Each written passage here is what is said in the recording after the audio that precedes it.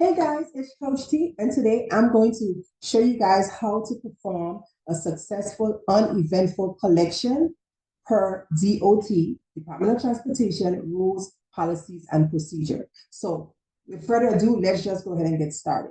There are key things that you all need to know. When it comes to DOT collection, there are 5 drugs that they are testing for. Not 6, not 1, not 4, not 10, but 5. And if you are DOT certified, you should know. And if you're not, here's the information. It's P code. That's the acronym for the drugs. P codes. P for PCP, C for cocaine, O for opiates or opioids, A for amphetamines, and T for THC. Okay, let's do this again. P code. That is the acronym. P for PCP, C for cocaine, O for opioids or opiates, A for amphetamine, and T for THC.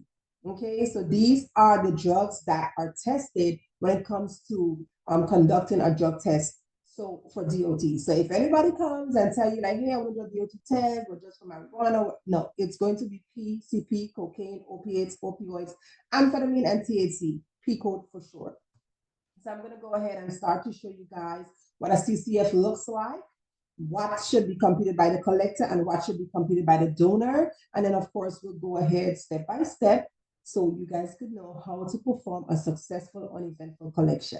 And even if you're nervous, it's okay. The donor does not know that you are nervous. Even if it's your first time, it's okay. The donor does not know that it is your first time. Just breathe, take a breather, even if you have to tell them have a seat, even if you have to spark up a conversation. Hey, your hair looks pretty.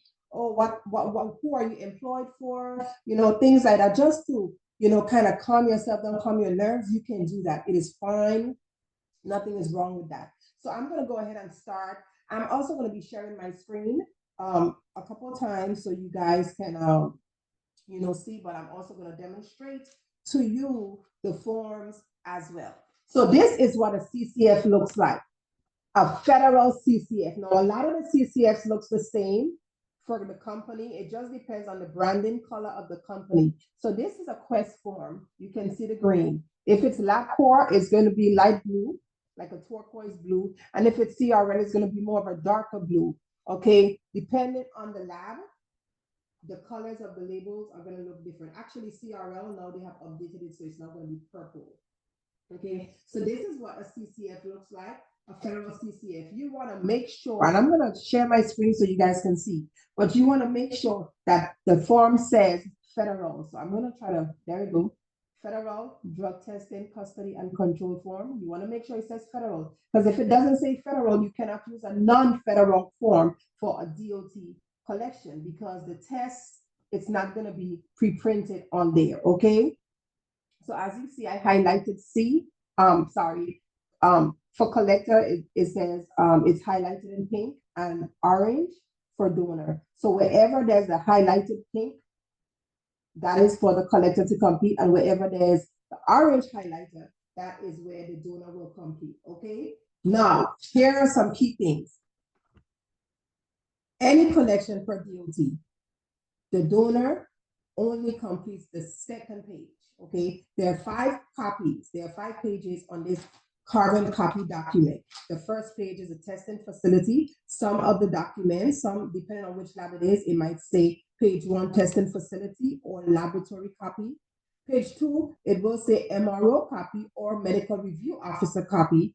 Page 3 will say collector copy. Page 4 will say employer copy, and page 5 will say donor copy.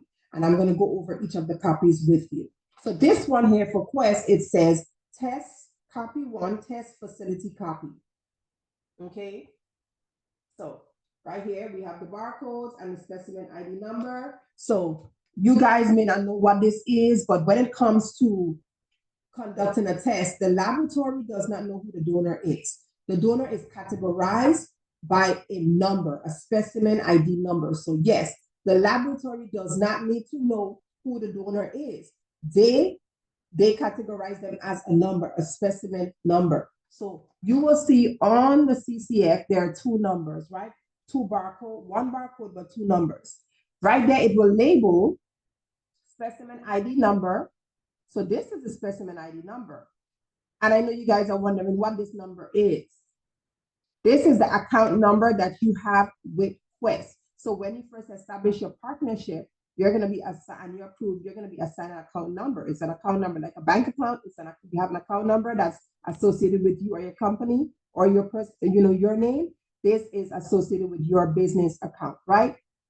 So this is the account number, and this is a specimen ID number. Account number, specimen ID number. When you look at the barcode, you will see it. Account number, specimen ID number. Okay? Now, let's go step by step on this form. And like I said, I am going to share the screen so you guys can actually see the form, I guess in a better way because of the lighting. Step 1 is completed by the collector, right? Step 1 is completed by the collector. You can see it says A, employer. In the middle of it, it says Jace Laboratories and Screening. And over here, it says MRO information. Okay? So this is step 1. This entire box is step 1. There's letter A to letter G. All of this have to be completed. Then we have step 2. It's also completed by the collector. Step 3 is also completed by the collector. Step 4 is also completed by the collector. So page 1, this goes to the laboratory. Test facility copy. Page 1 goes to the laboratory. If you notice, there are no orange highlighted areas. There's a reason for that. The lab does not need to know who the donor is. They are categorized by a specimen ID number. I'm going to turn to page 2 of the CCF. And now you can see the highlighted area. Step 5, completed by the donor. Now the MRO, employer, collector, and donor, they're going to know who it is. Of course, the donor will know because that's them, right? But the MRO, the employer, and the collector, those are the only individuals that will know who the donor is by name, as well as specimen ID number. The lab will only categorize them by a specimen ID number, but the MRO, the collector, and the employer will identify the donor either by specimen ID number or by their name. Okay? That is page 2, where it says MRO copy, medical review officer copy, that has to be completed by the donor. I'm going to turn to page 3, which is the collector's copy. So whatever is written on page 2, it's going to bleed over and copy to page 3, which is the collector's copy. And if you don't know, all you got to look to the bottom and see, that is the collector copy. That is the copy that you're going to keep. Page 4, which is the employer copy, that will also bleed over. So this is sent to the employer within 24 hours of the collection. You see to the bottom, it says employer copy. And then page 5 is what you give the donor upon completing the collection. And to the bottom, it says donor copy. Okay, so one more time. The laboratory does not need to know who the donor is. They're identified by a specimen ID number. Page 2, 3, 4, and 5, the MRO, collector, employer, and donor, that is where the information will bleed over, because guess what? Only those individuals are the ones that's supposed to be able to know who the donor is. Okay? You want to make sure that the donor completes their section on page 2. Okay? So these are the steps. Step 1 is completed by the collector. Step 2 is completed by the collector. Step 3 is completed by the collector. Stop. Turn to page 2. Step 5 is completed by the donor. And then once the donor completes step 5 on page 2, then you will go back to page 1. And then as the collector, you will finish the collection by completing step 4. It's step 1, step 2, step 1, step 2, step 3, page 2, step 5, and then we go back to step 4. Okay? You as a collector, you never sign before the donor completes their signature. Okay? And it says signature of donor, print the donor's name, date of birth, email, phone number. There's 2 phone numbers, daytime and evening. The donor must complete it. Even if they only have 1 phone, they got to put the same phone number on daytime phone number and evening phone number. Okay? It has to be completed, for a successful, uneventful collection. Of course, in the event that is a refusal to sign and all those things, then of course, we'll go over that in our other video. But today we're going to be talking about uneventful collection. So I just demonstrated that to you guys. I'm going to go ahead and share my screen so you all can actually see the forms that I'm talking about.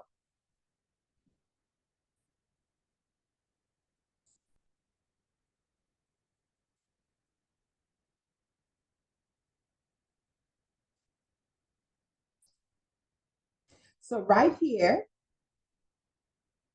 you guys are able to see the form. This is the same form I just demonstrated to you guys.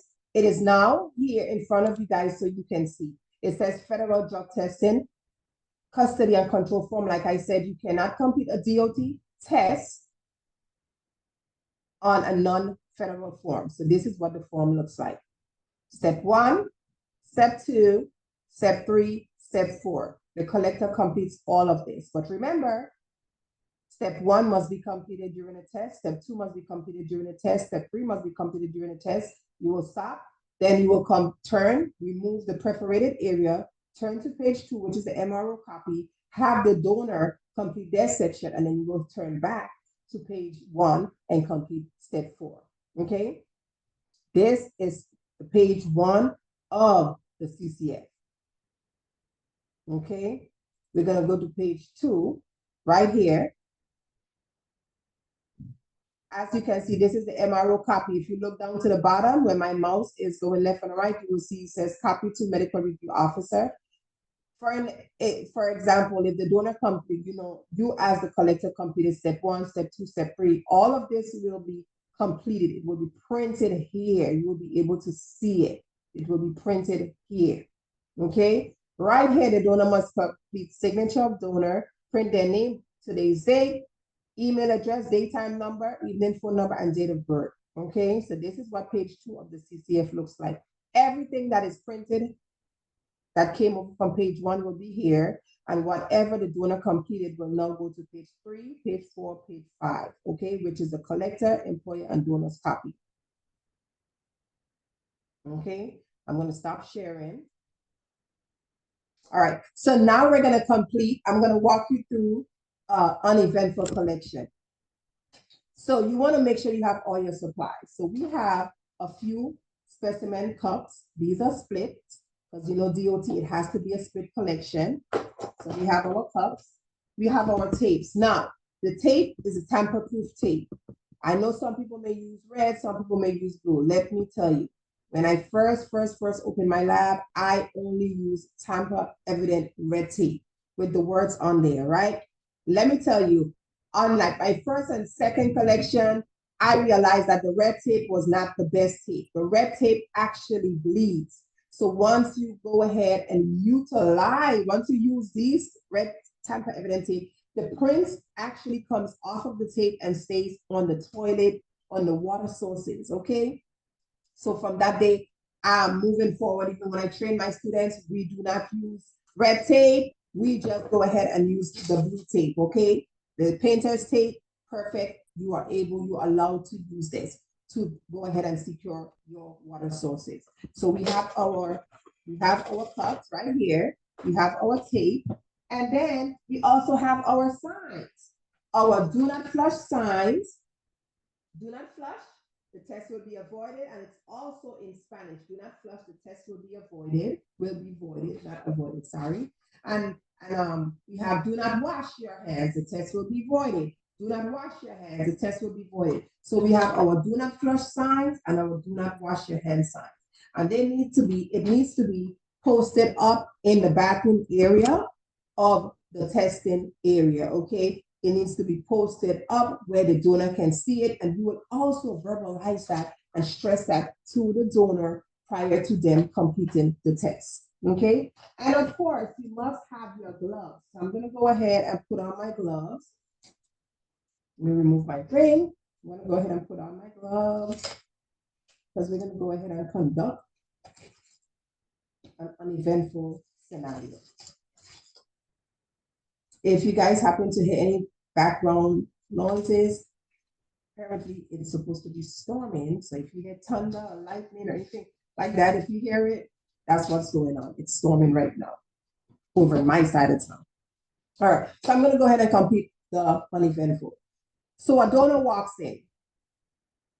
When the donor walks in, you will greet them. Hi, how are you doing today? How am I able to help you? How can I help you? You greet them. You build your rapport. You know what to say, right? Hi, how are you doing? Welcome to Jace Laboratories and Screen. How can I help you? The donor will then say, hi, I am here to complete a drug test for work, a pre-employment drug screen. Not a problem. As the collector, you will say, not a problem. You will say, can I see your driver's license so you can verify who they are? And also, do you have an authorization form? Did your job send you the authorization form? Is it in your email? Do you have a copy? Or is this, are you a self-employed individual? So whether they are self-employed and they're like their own operator, they own their own truck, they have their own company, or they were sent by an employer. Either way, that is fine. Let's say, for example, they don't have their own company and they were sent by the employer and they do have their form. So this is what you're going to say. Hi, how are you? How can I help you? Welcome to Jake's Labs. You know your greeting. I'm here to do a drug test. No problem. Can I see your driver's license as well as your authorization form? The donor will go ahead and hand you their driver's license, and they will also hand you their authorization form. If the authorization form is by email, you just tell them, okay, no problem. Please go ahead and email it to me and provide them with the email, or you can just have them show it to you and you go ahead and you verify the information. So let's say, for example, they did hand me an authorization form and a driver's license. Guess what? As the collector, you're going to verify the first and last name, the names match what's on the ID and the authorization form, okay? Second step, you're gonna look on that form to see what lab that employer wants you to use. Then you're gonna look in the billing area to make sure there's information in the billing area because you need to know who you're going to send your invoice to. You also wanna make sure there's an MRO on there, MRO information. So here are the key things. You verify the information, the driver's license and the form. You're also going to verify that there's MRO information, the doctor, the employer information. You also want to make sure there's billing information, and you want to know which lab they want to use. So they want to use Quest today. The employer has a partnership with Quest, and this is they want you to use the Quest account. No problem. So all of this information is verified. The donor signed in. You go ahead and provide them back their driver's license. You keep the form if you want to. You can look it up. Once you put it up, you can give them back the form or you can keep it. I just personally keep it for invoicing reason, okay? Invoicing purposes, so that way I can match the CCF, my copy of the CCF with that authorization form. So when I'm billing, I know exactly who I'm billing for. Perfect. Now that you have verified the donor's information and you know who it is, you know what lab you're using, you know who you're sending the bill to, you know who you know all of that information. At that time now, next step, you will then tell the donor, okay, everything looks good.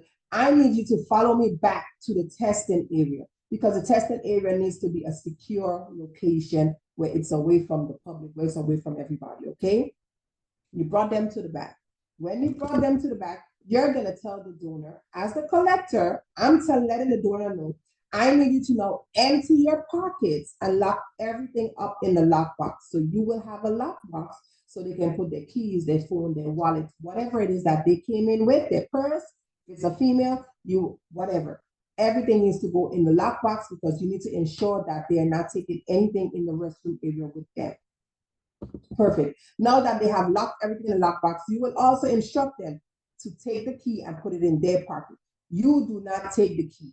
The donor takes the key with them in their pocket. After they have emptied out everything in their pockets and locked it up in the box, you will instruct them. Now you can put the key in your pocket. Next step is you will have the donor go into the restroom. You will say, go ahead, I need you to go ahead and wash your hands. The donor go ahead and wash their hands and dry their hands. That's one way. In the event that your bathroom is already set up, taped up with the water sources, you need to make sure that you have disinfectant wipes. So if they cannot wash their hands, the wipes are available. In this situation, the bathroom is not set up. So guess what? They're going to go ahead and wash their hands and come back outside. Now that they came back outside, as the collector, I am now going to have the donor please stand. Go ahead and stand on the side and let me go ahead and secure the water source. I will take the tape and cover the water source in an X, or we don't call it like perpendicular, right? Perpendicular, but in an X format or perpendicular. So you go ahead and rip the tape from one end of the sink to the next end of the sink. You tear it apart. Then you take another piece of tape and you do the same thing. Once you have made the X over the water, the sink area, then you want to also take another piece of tape from one left side to the right side and cover the actual levers of the water. Okay, now that you have done that, you're going to do the same thing with the toilet. You're going to take the tape and left and right over the tank of the toilet, and then cover the lever with tape for the toilet. Okay, now that you have done that, your signs are your signs are on the wall. So our signs are on the wall. Do not wash your hands and do not flush the toilet. And we also have it in Spanish.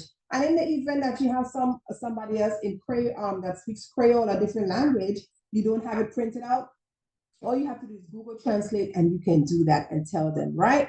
Of course, I will tell you in this day and age, we have so many people that did from different countries that speak different languages. So it wouldn't hurt for you to make copies of, the most common language would be French, Creole, and Spanish, right? Go ahead and print out your documents in those different forms. That way, in the event that you have somebody that doesn't speak the language and they speak Creole or they speak French or Spanish, you also have it. I have predominantly Spanish-speaking clients, so it's English on top, Spanish to the bottom. I myself can speak Creole or French, so therefore, if a customer comes in and they speak that language, I can just talk to them in that language, okay? Now that the signs are posted up, your water sources are now covered. The next step is the blue tablet, right here. Your blue tablet, you guys want to make sure you get your blue tablet. The blue tablet, you're going to take one blue tablet and make sure you have on gloves because the blue tablet stains, right? So you want to get the blue tablet and take one tablet. All you need is one tablet, one. You don't need all the entire bottle. One tablet. Put it inside of the tank, not the tank, sorry, the toilet bowl. This is for tamper proof, okay? So in the event that the donor did bring in something to contaminate the urine, or adulterate, I should say, it will tell you, okay? This will tell you because the water will no longer be blue, okay? So now that we have secured the water sources, the donor has locked all the items in the box, they have washed their hands, the signs are up, and now they have the key in their pocket. Guess what? I'm going to have the donor select a cup. I let them choose their own cup just to prevent any misunderstanding in the event that the test comes back positive. They don't have to say, well, I didn't choose the cup, I didn't open the cup. No, you gave them the option to choose the cup. So I usually have like 3 or 4 cups lying around on the tray, the testing tray, and I'll say, okay, ma'am, sir, I need for you to go ahead and choose your cup. The donor then chooses their cup, and I will instruct them to open the cup in front of me and empty all the contents out of the cup on the testing table. So they open the cup, they empty the contents on the table, and they hold the cup in their hand.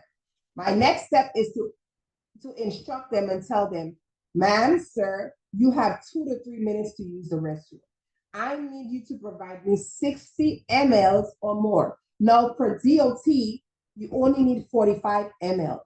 But because the urine has to be transported over plane on the truck, FedEx pick it up, and they gotta, it gotta be shipped out to prevent leakage, right?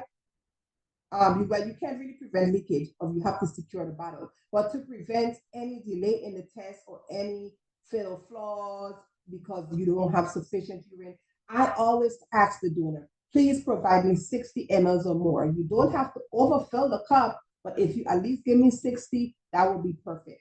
Per DOT, you need 45 mLs, 30 in bottle A, 15 in bottle B.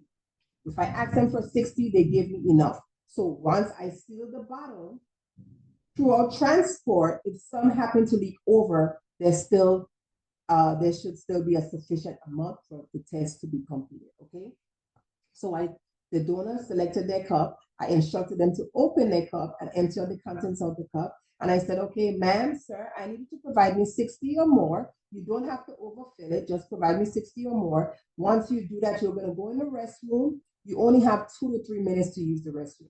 And let me tell you why they have 2 to 3 minutes. Because per DOT, the test must be read in 4 minutes.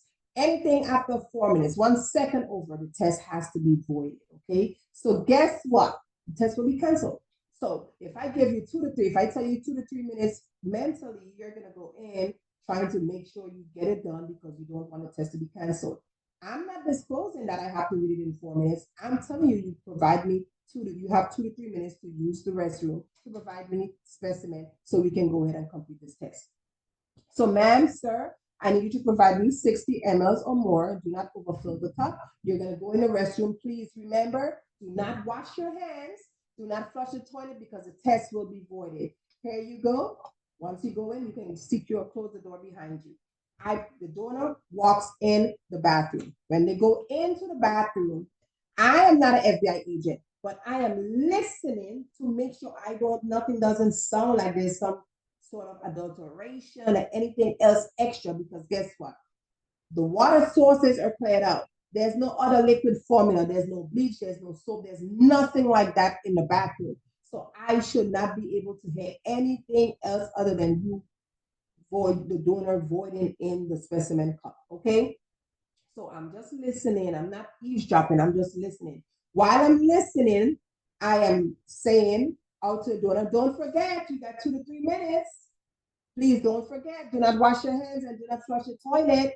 While I am telling them that, I am also just looking over the paper chain to make sure I have completed everything, okay? So of course, as the collector, the step 1 is completed, which is making sure that the laboratory information is there, the employer information is there, the driver's license information is there. I'm specifying the testing authority, which is FMCSA, FRA, FEMSA, USCG or FRA. The reason for test, they told me initially was pre-employment, and the drug test to be formed is the PCO, PCP, cocaine, opiates, amphetamine, THC, and THC, right? All that is completed because we completed that when I verified the information, okay? Now, step 2, now the donor is about to come out. The donor came out. All right, thank you. Ma'am, sir, go ahead and place the specimen cup on the tray and just keep your hands to yourself. The donor places the cup onto the tray.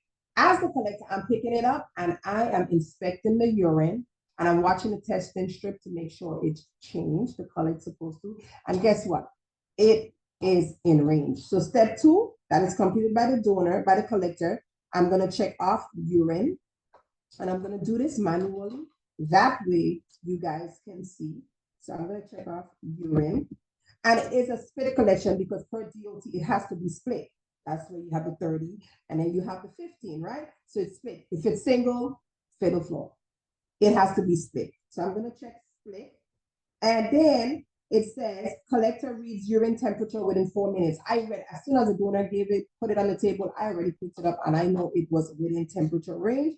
So it asks, is the temperature between 90 degrees and 100 degrees Fahrenheit? Yes, it is. Sorry if you guys are having a thunder. Like I tell you guys, it's storming. So I'm sorry if I'm going to speak a little louder just in case, the disturbance outside is, filtering on the inside. So it's a urine test and it is within testing range, right? It is within temperature. Now, step 3 says collector affixes seal to bottle tube. The collector will date and the donor will initial. So now that it is temperatures in range, the donor is watching me. They are not using the restroom, they're not washing their hands, anything like that. I am going to open the tube. As the collector, you open the tube in front of the donor, right? And there's a click, and then there's another click. You hear that? Listen. One click, another click, right? So now it's open. The donor has to be watching everything that you're doing. If they're not, you have to stop the test and tell the donor, please, ma'am, sir, watch what I'm doing. So I'm going to go ahead and pour. 30 needs to be in bottle 8, right? 30 in bottle 8, but I always put more. So I put between 32 to 33.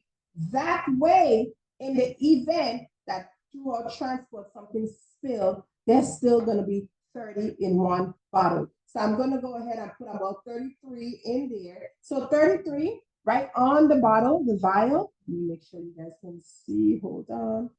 Can you see a little bit? Let's see. Right here. You might be able to see it. I don't know. But okay, let me try to make sure you guys can see.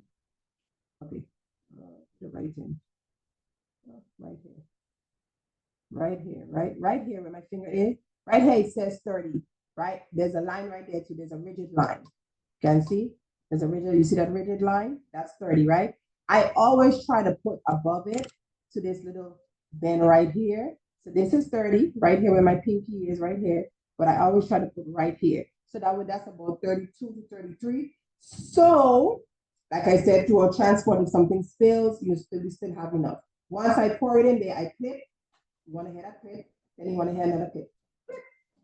Put that down, and then I go ahead. It's supposed to be 15, but what I'm going to do is put more than 15, about 20, because during transport, something could happen, and we don't want any fatal flaws. We don't want insufficient urine. We don't want any cancellation, none of that. So I'm going to go ahead and pour the rest in there. Once I pour the rest, this is 15. 15 is this line right here, but I'm going to put it up more. That way we can have enough, okay? Clip, you want to make sure you secure the bottle.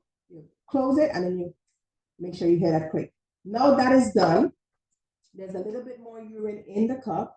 I am going to, as a collector, you have the choice. You can have the donor go ahead and toss it out themselves. But as a collector, I want to go ahead and toss it out myself because I want to inspect the bathroom a little bit. So I'm going to have the donor step aside.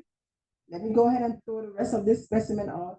I am going to go in the bathroom. I'm going to throw the rest of the specimen out in the toilet. But while I'm throwing it out, I'm just like look through my peripheral vision. I'm just, just inspecting and making sure nothing was there, no wrappers, no containers, anything that may have looked like it was adulteration, anything like that.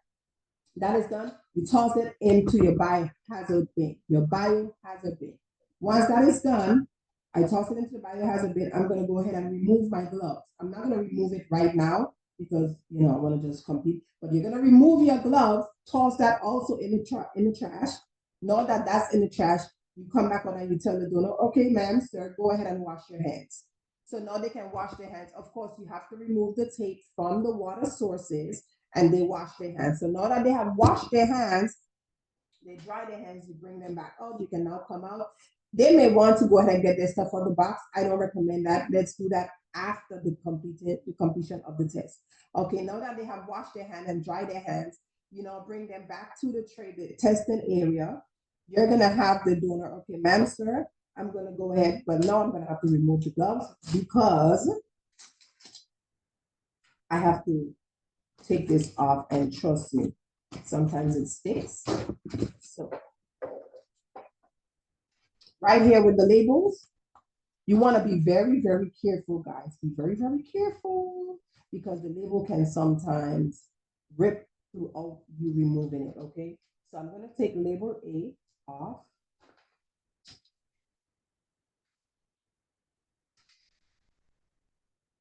Right? Label A, and I'm going to place it on bottle A. Now, before I completely seal it, I want to show you guys how it's being placed. So right here is the hook. You see the hook? To close this specimen right here. Right here's the hook, right? You're going to place it the opposite way. So right here is the hook. You don't want to cover the hook with a label. So you want to place it the opposite way. So this is the hook of the label. This is the front of the bottle and the back of the bottle. You want to put it the opposite way. Okay, you want to place it the opposite way. Put A, and it directs you, tell you, A goes right to the top. And then you just want to be mindful and be careful. Put it down on the side.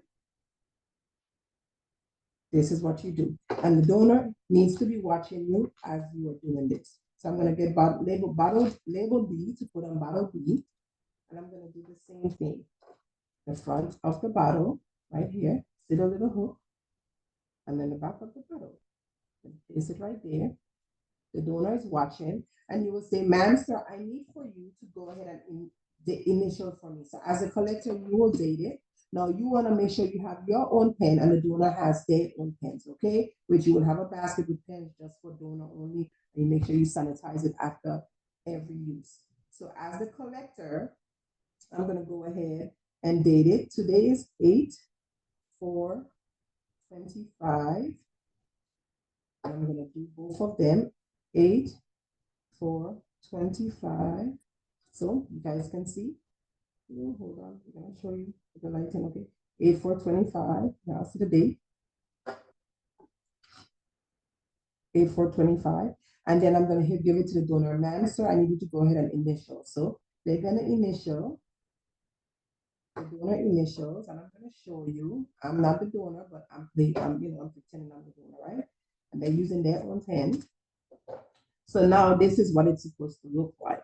This is a this is a quest collection. Okay, CRL is different. The donor dates, the date is to the top and the bottom is the initial. The collector dates, the donor was the initial. Okay, that's bottle A. That was bottle A that I just demonstrated to you guys. And now this is bottle B, the date and the initial. Now that this is done,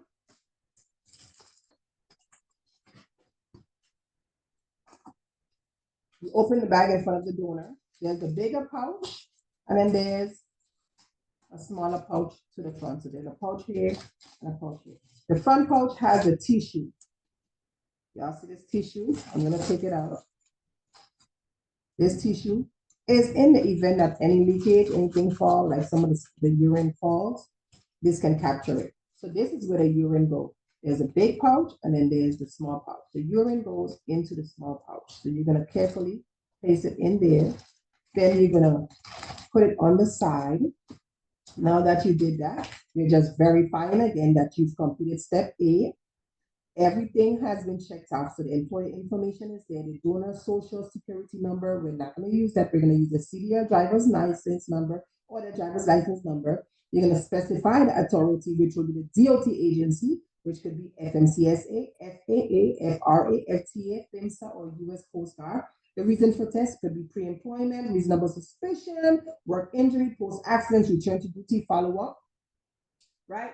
When the donor came in, they said it was pre-employment. So I'm going to go ahead and check pre-employment. Drugs to be performed, PCO, PCP, cocaine, opiates, amphetamine, THC. All right, the collection site and information is there. You have completed step 2. It is a urine test and it is a spit test because it's DOT and the temperature is in range. Now that you have done that and we have affixed the labels on the bottle, as the collector, you're now telling the donor, okay, ma'am, sir, I need for you to go ahead and complete page 2. You will turn to remove the preferred area and turn to page 2. This is page 2, guys. Remember, copy number 2, medical review officer copy, and you will have the donor complete their signature, their portion, which is step 5. So the donor will sign, they'll put their email address, they'll put their number, they will print their name, they will put today's date, and then they will put their date of birth, right? So this is now completed by the donor. Now that it's completed by the donor, let me show you what it's going to look like. So that was page 2. This is page 3. It bleed over. This is page 4. It bled over. That is the employer's copy. This is page 5. It bled over. That is the donor's copy. Now that you have completed, the donor has completed their part, you as the collector, you will turn back to page 1 and you're going to complete your section. So I'm going to go ahead and complete this CCF so you guys can see what it is, okay?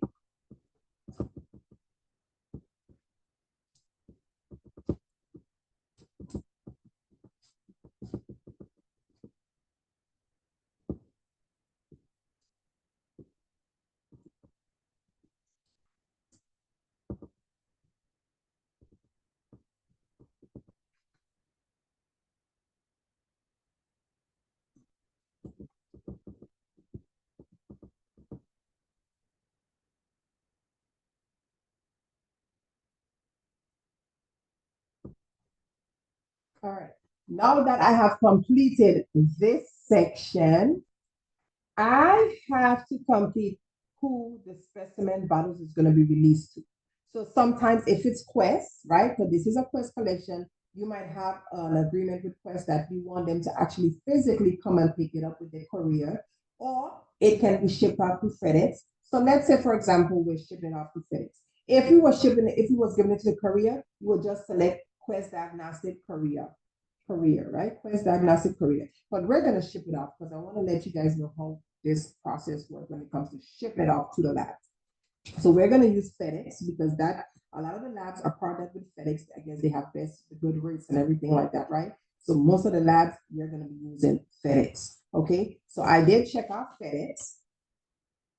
Okay, now that is done, we just done doing a last check, making sure on page 2 that the donor completed everything. which is the MRO copy, because you don't want to miss anything. So the donor did complete.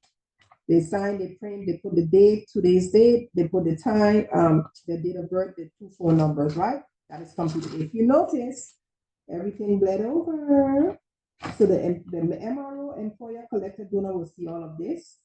But if you notice step 5 here is totally different from step 5 here. There's no step 5 here. It's actually saying receive at lab. So the step 5 is actually only on page 2, 3, 4, 5. Everything else on page 1, it is covered. They are not able to identify the donor other than by a specimen ID number. Now that is completed, the donor is watching you. You're going to go ahead and remove page 1. This is page 1. You're going to fold it in half. It's in half, right? It's in half. Then you're going to fold it in half again. And you see the barcode is showing right here. Do it in half again, half and then half. You will then, as a collector, you want to put this on the bigger pouch, bigger side of the bag. But stop. This is what you're going to do. Yes, I know you can just throw it in there and seal the bag. No, we're not doing that. We're going to make sure we place this CCF, this control form, the right way. This is the back of the bag. Well, this is the back of the bag, and this is the front of the bag, right? You're going to make sure that the barcode is facing the outside, the back side of the bag. That way, once it gets to the lab and a session, they call it a session, when they receive the lab, they go ahead and they can just scan the bag instead of opening the bag to get the barcode. And you will go ahead, make sure the donor is watching you. Ma'am, sir, please watch me. And they are. And then you're going to seal the bag in front of the donor. So now that's a complete, that's a complete collection. Now we need to go ahead and get our FedEx bag. And the FedEx bag is given to you for free by the lab that you partner with. And it's going to say large clinical pack. Large clinical pack. You want to go ahead and put the specimen bag. It's time to mail it out, right? Put the specimen inside here. No, you don't need one bag per FedEx bag. One specimen per, no, you can stock this. If this would hold 25, you put 25 in here, okay? As long as you are able to seal it carefully, okay? Now that is in there, you can put 3, 4, 5 different types of specimen. It doesn't matter, you know why? Because everything is identified already. Every specimen bag has the CCF. So it's not like you're mixing the urine, the collection with another person. No, they're all in their own individual bag. So we can have like 10 of these bags. They're all individual specimens, okay? You put that in there, and then you remove the seal, right here for FedEx. You remove that, and then you seal the bag. They're going to give you the pre-printed label as well, so you don't have to pay for that. And the pre-printed label is going to have the to and the from, the to, the lab, from information, and then you just stick it in the bag, and you either drop it off to a FedEx or into a FedEx drop box, and that's it. That is how you complete an uneventful collection. Okay, so here are the copies. The MRO copy, you're going to fax this over to the MRO within 24 hours of the collection because they're expecting it. You're going to do the same thing for copy number 4, which is the employer's copy, and you're going to send that over to the employer within 24 hours of the collection. You're going to give donor copy number 5, and you as the collector, you're going to keep copy number 3 for your records for at least 30 days minimum, okay? That is how you conduct an uneventful collection. Easy, once you get the hang of it, you know, but I believe in accuracy. I believe in doing things right. You want to make sure it's not about rushing this collection to show that, yeah, I can get it done. You want to do it right. You want to do it right because you do not want a fatal flaw.